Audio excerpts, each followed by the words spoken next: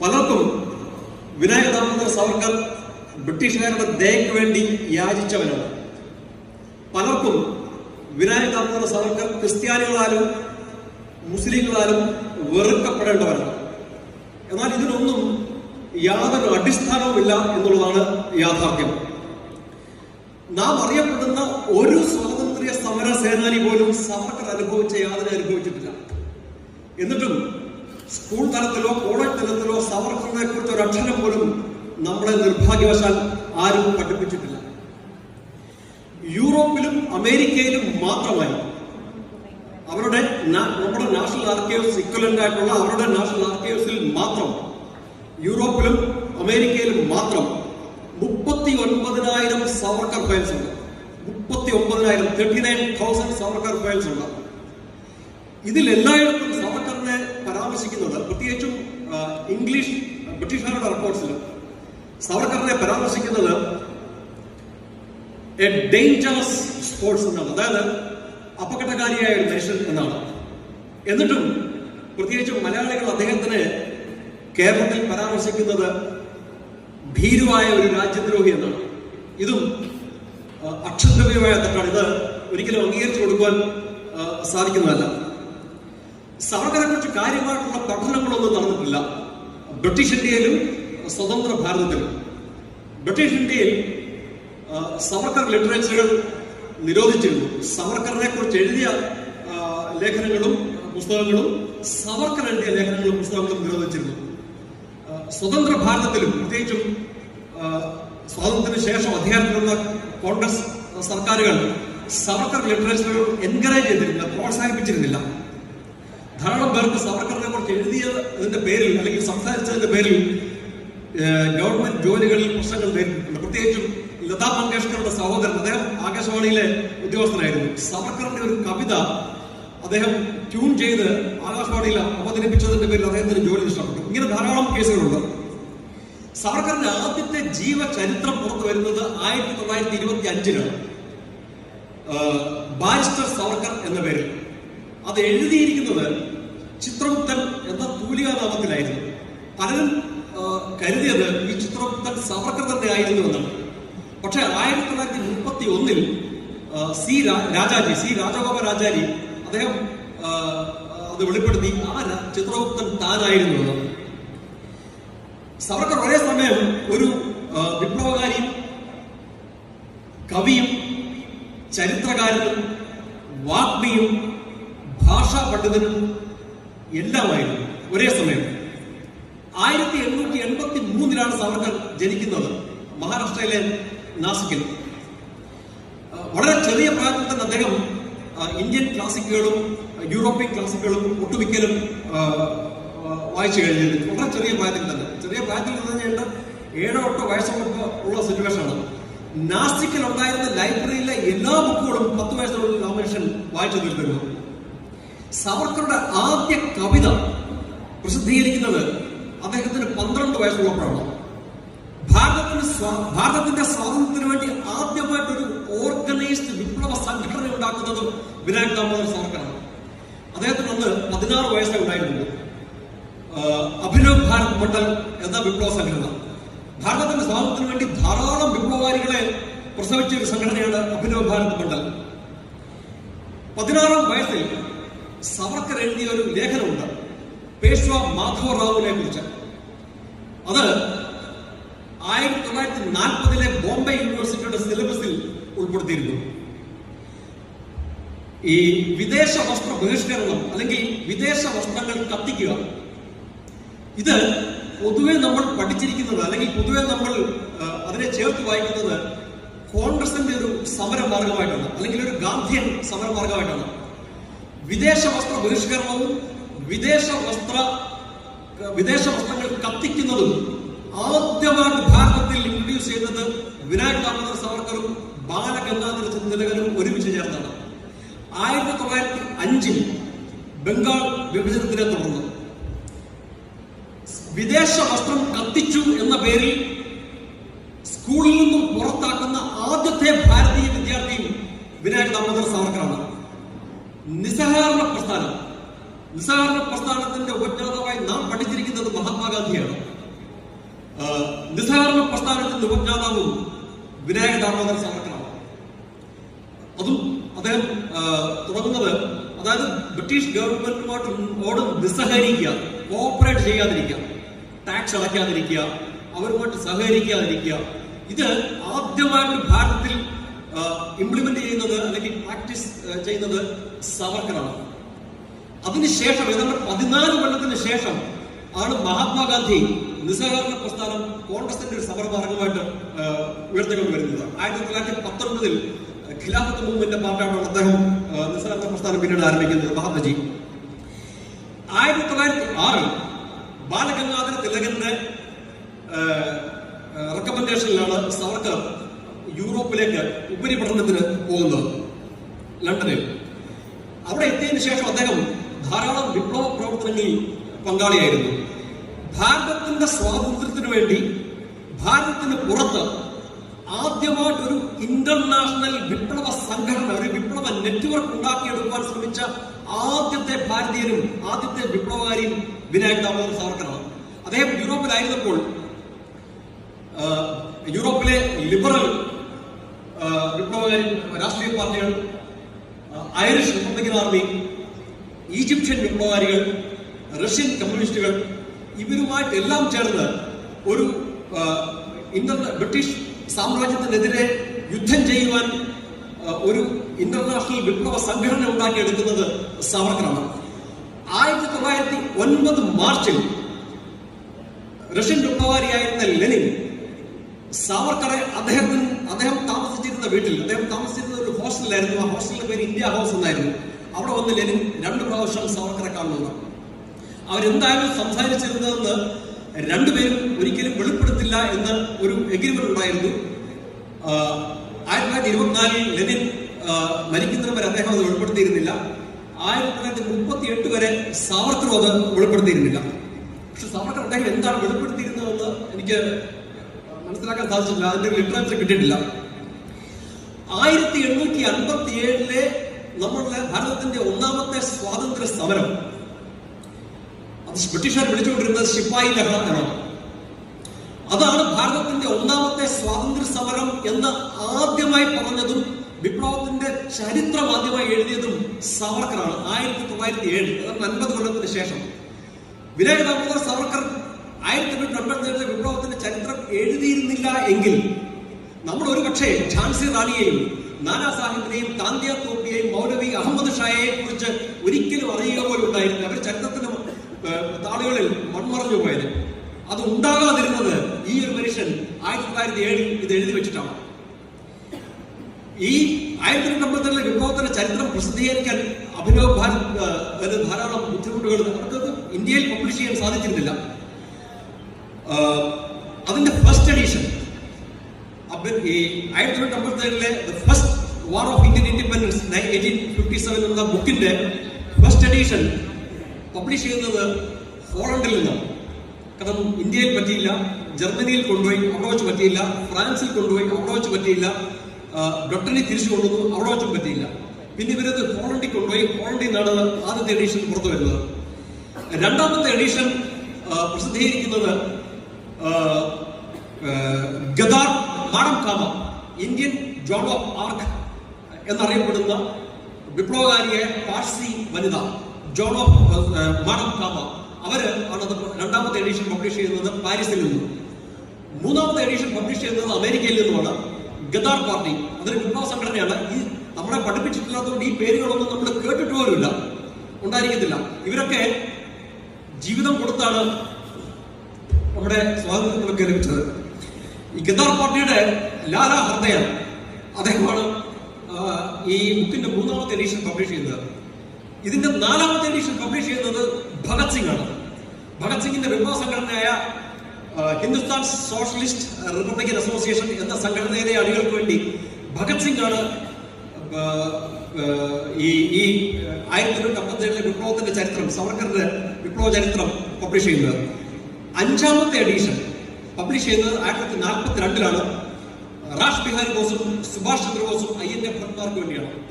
പിന്നെ ഒരു തമിഴ് എഡിഷനോട് വന്നിട്ടുണ്ട്. അത് ആരാണത് ട്രാൻസ്ലേറ്റ് ചെയ്ത് തമിഴ്നാട്ടിൽ പബ്ലിഷ് ചെയ്തതെന്ന് എനിക്ക് കണ്ടുകിട്ടിയിട്ടില്ല. ഒരുപക്ഷെ VVS അയ്യർ എന്ന സവർക്കറിന്റെ വിപ്ലവ സുഹൃത്തായിരിക്കണം. അദ്ദേഹം സുബ്രഹ്മണ്യം ഭാരതിയുടെ കൂടെ ഓടിച്ചേരില്ലായിരുന്നു. അദ്ദേഹം ആയിരിക്കണം ഈ തമിഴ് വേർഷൻ പബ്ലിഷ് ചെയ്തിരിക്കുന്നത്. സ്വതന്ത്ര ഭാരതത്തിന് വേണ്ടി ആദ്യമായി ഒരു ദേശീയ പതാക ഡിസൈൻ ചെയ്യുന്നത് വിനായക് ദാമോദർ സാവർക്കറാണ്. 1907 ആ പതാക ഇപ്പോഴും അവൈലബിൾ ആണ്. 1907 സ്വതന്ത്ര ഭാരതത്തിന് വേണ്ടി ഒരു ദേശീയ പതാക ഡിസൈൻ ചെയ്യുന്നത്, രൂപകൽപ്പന ചെയ്യുന്നത് വിനായക് ദാമോദർ സാവർക്കറാണ്. ആ പതാക ആദ്യമായി ഉയർത്തുന്നത് 1907 ജർമ്മനിയിലെ സ്റ്റുട്ട്ഗാർട്ടിൽ നടന്ന അന്താരാഷ്ട്ര സോഷ്യലിസ്റ്റ് കോൺഫറൻസിലാണ്. കമ്മ്യൂണിസ്റ്റ് പാർട്ടി സ്ഥാപക നേതാക്കളിൽ ഒരാളായ, ഇന്ത്യയിലെ ഭാരതീയ കമ്മ്യൂണിസ്റ്റ് പാർട്ടി സ്ഥാപക നേതാക്കളിൽ ഒരാളായ MPT ആചാര്യ, അദ്ദേഹം ആദ്യകാലത്ത് സവർക്കറിന്റെ അഭിനവ് ഭാരത് മണ്ഡലിലെ വിപ്ലവകാരിയായിരുന്നു. പിന്നീടാണ് അദ്ദേഹം ഒരു കമ്മ്യൂണിസ്റ്റ് ആശയത്തോട് ചേർന്ന് പ്രവർത്തിക്കാൻ ആരംഭിച്ചത്. 1910 മാർച്ച് 13 സവർക്കറിനെ ലണ്ടൻ വിക്ടോറിയ സ്റ്റേഷനിൽ വെച്ച് ബ്രിട്ടീഷ് പോലീസ് അറസ്റ്റ് ചെയ്യുന്നത്. അദ്ദേഹത്തെ ഭാരതത്തിൽ കൊണ്ടുവന്നാണ് വിചാരണ ചെയ്തതും പിന്നെ ആൻഡമാനിലേക്ക് കൊണ്ടുവന്നതും. ഭാരതത്തിലേക്ക് വിചാരണയ്ക്ക് കൊണ്ടുവരുന്നതിന് മുൻപ് ഏതാണ്ട് 2-3 മാസം അദ്ദേഹം ലണ്ടനിൽ ജയിലിൽ കഴിഞ്ഞിരുന്നു.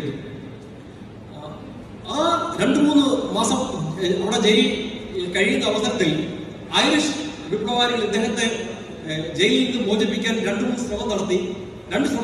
ഈ 2 ശ്രമവും നിർഭാഗ്യവശാൽ പരാജയപ്പെട്ടു. വിചാരണയ്ക്ക് വേണ്ടി ഇദ്ദേഹത്തെ കപ്പൽ മാർഗമാണ് ഭാരതത്തിലേക്ക് കൊണ്ടുവന്നത്. ഈ കപ്പൽ ഫ്രാൻസിന്റെ തീരത്ത് മാർസെ എന്ന തുറമുഖത്ത് നങ്കൂരമിട്ടു റിപ്പയറിന് വേണ്ടി.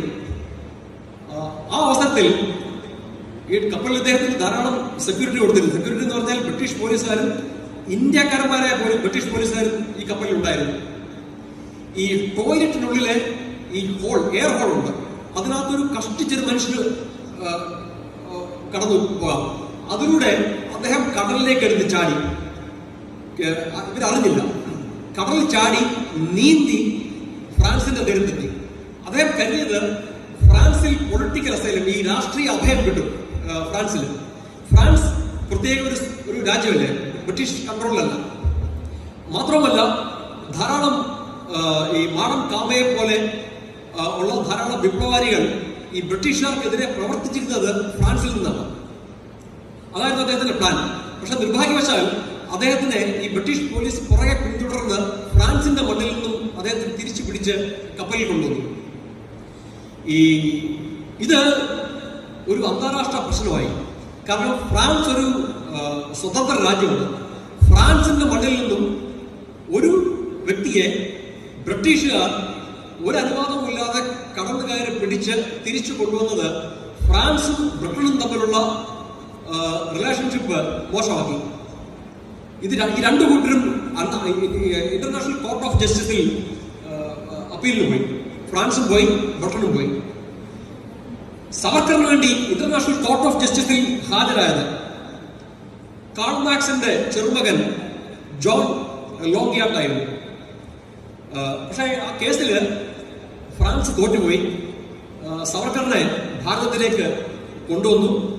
പക്ഷേ ഈ ഫ്രാൻസിലെ രാഷ്ട്രീയ സാഹചര്യം വളരെ മോശമായതുകൊണ്ട് ഈ സംഭവത്തിന് ശേഷം ഫ്രഞ്ച് പ്രസിഡന്റ് രാജിവെച്ചു. ഇന്ത്യയിൽ എത്തിച്ച് സവർക്കറിനെ വിചാരണ ചെയ്തു. ബ്രിട്ടീഷ് കോടതി അദ്ദേഹത്തെ വിചാരണ ചെയ്തു. ഇരട്ട ജീവപര്യന്തം. അന്ന് ഒരു ജീവപര്യന്തം 25 കൊല്ലമാണ്. 25 കൊല്ലം, അതായത് 2 ജീവപര്യന്തം. ഇരട്ട ജീവപര്യന്തം ലഭിച്ച ഒരേ ഒരു വിപ്ലവകാരിയെ ഒരുപക്ഷെ ഈ ലോകത്തുണ്ടായിരിക്കത്തുള്ളൂ, വിനായക് ദാമോദർ സാവർക്കർ. അദ്ദേഹത്തെ 50 കൊല്ലത്തേക്ക്, അതായത് ഇരട്ട ജീവപര്യന്തത്തിന് നാട് കടത്തി ആൻഡമാനിലേക്ക്. മാത്രമല്ല അദ്ദേഹത്തിന്റെ എല്ലാ സ്ഥാപന ജംഗമ വസ്തുക്കളും കണ്ടുകെട്ടി. അദ്ദേഹത്തിന്റെ കണ്ണട ഉൾപ്പെടെ, സാവർക്കറിന്റെ കണ്ണടയും ബുക്കുകളും, സാവർക്കറിന്റെ വീട്ടിൽ അടുക്കളയിൽ ഉപയോഗിച്ചിരുന്ന പാത്രങ്ങള്, സാവർക്കറിന്റെ ബന്ധുജനങ്ങളുടെ, സുഹൃത്തുക്കളുടെ, ബന്ധുക്കാരുടെ സകലമായ പ്രോപ്പർട്ടിയും വസ്തുക്കളും ബ്രിട്ടീഷ് ഗവൺമെന്റ് കണ്ടുകെട്ടി. വാസ്തവത്തിൽ സാവർക്കറിന്റെ പത്നി അവര് ആഹാരത്തിന് വേണ്ടി കൈനീട്ടേണ്ടി വന്നിരുന്നു. ഇങ്ങനെയായിരുന്നു ജീവിച്ചുകൊണ്ടിരുന്നത്. സ്വന്തം രാജ്യത്തിന്റെ സ്വാതന്ത്ര്യത്തിന് വേണ്ടി ഇദ്ദേഹം 27 കൊല്ലം ജയിലായിരുന്നു. 27 കൊല്ലം ജയിലിൽ കിടന്ന ഒരു വിപ്ലവകാരി ദക്ഷിണാഫ്രിക്കയുടെ നെൽസൺ മണ്ടേലയെ ഒഴിച്ചു 27 കൊല്ലം അദ്ദേഹം ജയിലിലായിരുന്നു. അതിൽ 11 കൊല്ലം കാലാപാനിയിൽ ആൻഡമാനിൽ, ബാക്കി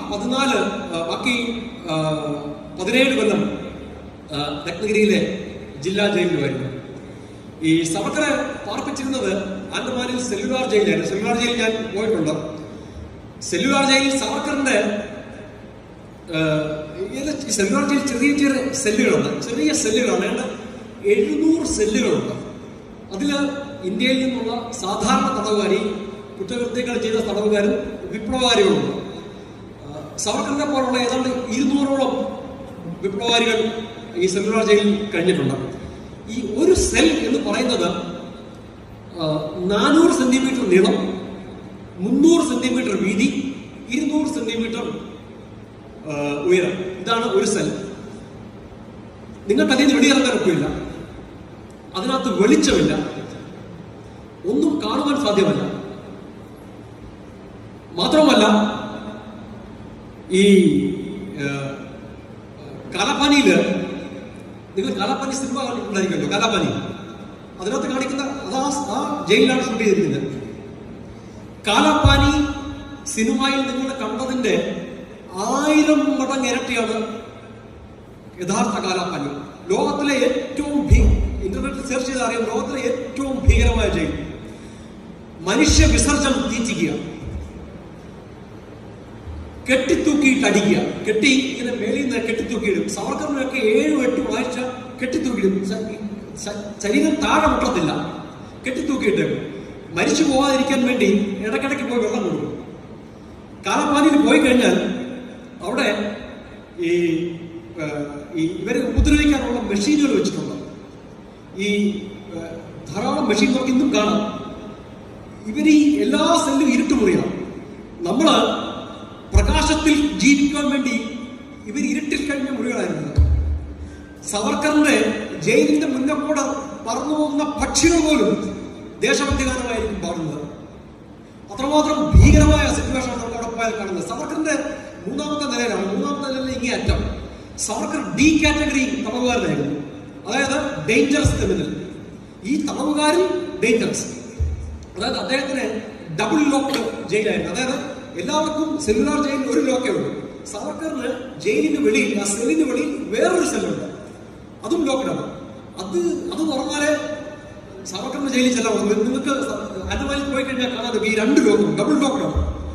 അതിൽ കൂടെ സവർക്കറിനെ കാണാൻ സാധിക്കുന്ന ഒരേ ഒരു കാഴ്ച വിപ്ലവകാരികളെ തൂക്കിലേറ്റുന്ന തൂക്കുമരമാണ്. അതവിടെ 3 ആ മുറികളൊക്കെ ഞാൻ പോയി കണ്ടിരുന്നു.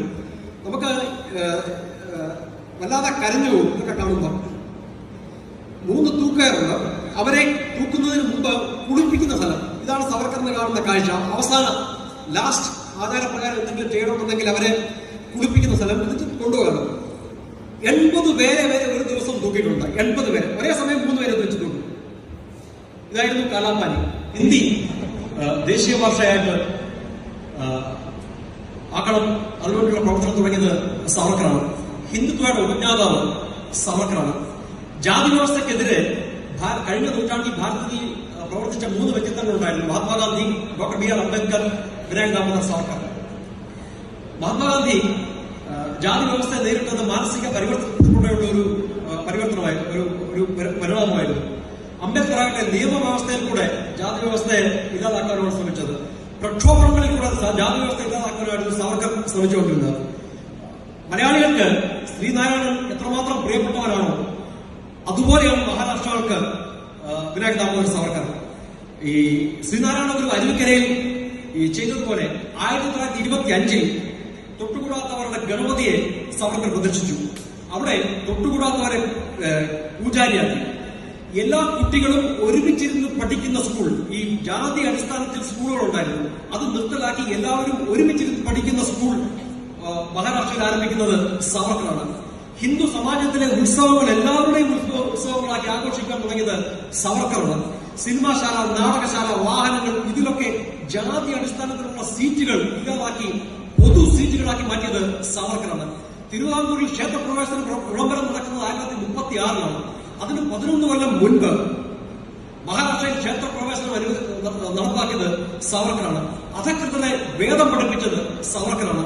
അധകൃതരെ കൂട്ടത്തോടെ പൂണൂലടിച്ചത് സാവർക്കറാണ്. 1931 ഫെബ്രുവരിയിൽ സാവർക്കർ അധകൃതർക്ക് വേണ്ടി ഒരു ക്ഷേത്രം മഹാരാഷ്ട്രയിൽ ആരംഭിച്ചു. പേര് അവിടുത്തെ പൂജാരി ഒരു കോട്ടയായിരുന്നു. അവിടെ ഗീത വായിച്ചിരുന്നത് ഒരു ചെരുപ്പൂത്തിയായിരുന്നു.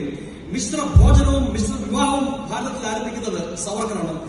ഈ 1933 ഓൾ ഇന്ത്യ ഹിന്ദു കഫേ എന്ന പേരിൽ സാവർക്കർ ഒരു ചായക്കട തുടങ്ങി. അവിടെ ആഹാരം ഉണ്ടാക്കിയിരുന്നതും വിളമ്പിയിരുന്നതും അധകൃതർ എന്ന് പറയുന്ന കാറ്റഗറിയിൽപ്പെട്ട ഹിന്ദുക്കളായിരുന്നു. മാത്രമല്ല ഹിന്ദിക്കും മറാഠിക്കും ധാരാളം സംഭാവനകൾ ചെയ്തൊരു വ്യക്തിയാണ് സാവർക്കർ. ഈ ഹിന്ദിയും മറാഠിയും എഴുതിയിരുന്നത് ദേവനാഗരി ലിപിയിലായിരുന്നു. ഈ ധാരാളം പുതിയ വാക്കുകൾ, പ്രത്യേകിച്ചും സയന്റിഫിക് വാക്കുകൾ ഹിന്ദിയിലും മറാഠിയിലും ഉണ്ടായിരുന്നില്ല. അതിലൊക്കെ ധാരാളം പേർഷ്യൻ, അറബിക്, ഇംഗ്ലീഷ് മിക്സ്ഡായിട്ടുള്ള വാക്കുകളായിരുന്നു. അതിനെല്ലാം ഭാരതീയമായ വാക്കുകൾ ഉണ്ടാക്കിയെടുത്തത് സാവർക്കറാണ്. സാവർക്കർ ഉണ്ടാക്കിയെടുത്ത പല വാക്കുകളും നമുക്ക് പരിചിതമാണ്. പക്ഷേ ഇത് ആരാണ് തുടങ്ങിയതെന്ന് നമുക്കറിയത്തില്ല. ടെലിവിഷന് ദൂരദർശൻ സാവർക്കറിന്റെ വാക്കാണ്. പോസ്റ്റ് ഓഫീസിന് ഡാക്ടർ സാവർക്കറിന്റെ വാക്കാണ്. ഇങ്ങനെ 10,000 വാക്കുകളുടെ ഒരു ഇന്റലിജേനിയസ് ഡിക്ഷണറി ഓഫ് ഇന്ത്യൻ ലാംഗ്വേജസ് എന്നുള്ള രീതിയിൽ ഒരു ഡിക്ഷണറി അദ്ദേഹം ഉണ്ടാക്കിയിട്ടുണ്ട്. ഈ സാവർക്കറിന്റെ കോൺഗ്രസിൽ ചേരുവാൻ സുഭാഷ് ചന്ദ്രബോസ് കോൺഗ്രസിന്റെ AICC പ്രസിഡന്റ് ആയിരുന്ന സമയത്ത് 2 പ്രാവശ്യം ക്ഷണിക്കുകയുണ്ടായി.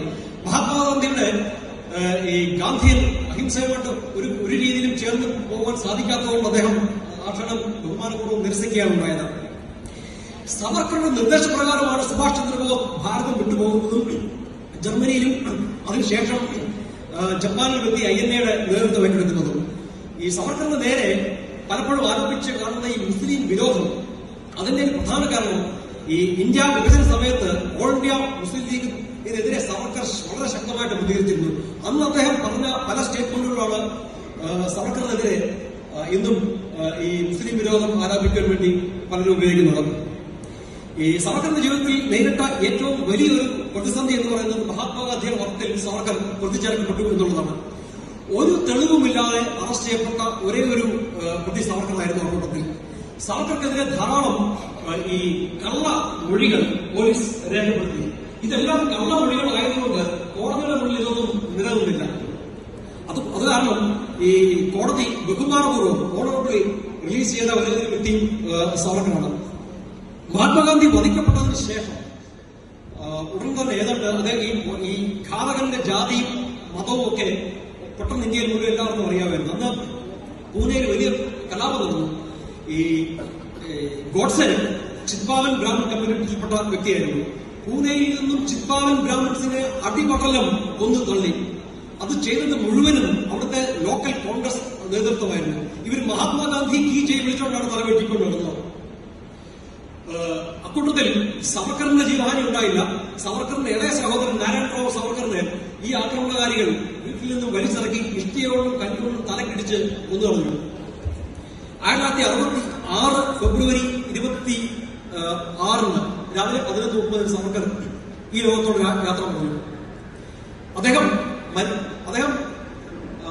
അദ്ദേഹത്തിന്റെ മരണം ആത്മാർപ്പണമായിരുന്നു. മരിക്കുന്നതിന് 1 മാസം മുമ്പ് അദ്ദേഹം ഒരു ലേഖനം എഴുതിയിട്ടുണ്ടായിരുന്നു. അതിൽ ആത്മാർപ്പൺ ഓർ ആത്മഹത്യ, എന്താണ് ആത്മഹത്യ, എന്താണ് ആത്മാർപ്പൺ. ആത്മാർപ്പൺ എന്നാൽ ഈ തന്റെ റെസ്പോൺസിബിലിറ്റി എല്ലാം കഴിഞ്ഞു, ഇനി ഞാൻ ഇവിടെ നിന്ന് പോകുന്നു, അതായത് സ്വയം തീരുമാനിച്ചു പോകുന്നു, അതാണ് ആത്മാർപ്പൺ. ധാരാളം അദ്ദേഹത്തിന്റെ ആ ലേഖനത്തിന് അദ്ദേഹം ധാരാളം സന്യാസിമാരെ കോട്ട് ചെയ്യുന്നുണ്ട്. അവരൊക്കെ അവസാനം എങ്ങനെയായിരുന്നു പോയതെന്ന്. അതുകൊണ്ട് ഫെബ്രുവരി 1 മുതൽ അദ്ദേഹം ആഹാരമോ വെള്ളമോ മരുന്നുകളോ കഴിച്ചിരുന്നില്ല, സ്വയം ഉപേക്ഷിക്കുകയായിരുന്നു. അദ്ദേഹത്തിന്റെ ആത്മാവ് ഫെബ്രുവരി 26, 11:30 ഈ ലോകത്തു നിന്നും വിട്ടുപോയി. അതിന്റെ സൃഷ്ടാവിന്റെ അടുത്തേക്ക് പോയി. ഇത്രയുമാണ് ഒരു ക്വിക്ക് ബ്രീഫ്. ഇത് വളരെ വളരെ വളരെ ക്വിക്കാണ്. ഇതിൽ പറഞ്ഞ ഓരോ ലൈനും ഓരോ സ്റ്റോറിയാണ്. സാവർക്കർ എന്ന് പറഞ്ഞാൽ എന്നെ സംബന്ധിച്ച് അദ്ദേഹം ഒരു ഇതിഹാസമാണ്. 27 കൊല്ലം ജയിലായിരുന്നു. 27 കൊല്ലം ജയിലിൽ കിടന്ന ഒരു മനുഷ്യനും ഇന്ത്യയിലില്ല. കാലാപാനിയിൽ പോയി കഴിഞ്ഞാൽ ഈ ഓരോ ഫ്ലോറിലും കിടന്ന വിപ്ലവകാരികളുടെ പേര് പോലും അവിടെ എഴുതി വെച്ചിട്ടുണ്ട്. നമുക്ക് ദുഃഖം തോന്നും, നാണക്കേട് തോന്നും. എനിക്ക് സ്വന്തമായിട്ട് എന്നോട് തന്നെ അപകർഷതാബോധം തോന്നി. ഒരു മനുഷ്യന്റെ പേര് പോലും നമ്മളെ പഠിപ്പിച്ചിട്ടില്ല. ഇവരെ ആരെ കുറിച്ചും നമുക്ക് അറിയത്തില്ല. ഇവരൊക്കെ ആരാണെന്ന് പോലും അറിയത്തില്ല. അത് മാത്രമല്ല, ഇവരെയൊക്കെ ആക്ഷേപിക്കുകയും കൂടെയാണ് ഈ കിടന്നത്. അതില് ഒരു കോൺഗ്രസ്സുകാരൻ പോലും മഹാത്മാഗാന്ധി അടക്കമുള്ളവര് കിടന്ന ജയിലുകൾ ആഘാഖാൻ പാലസും ഒക്കെയാണ്.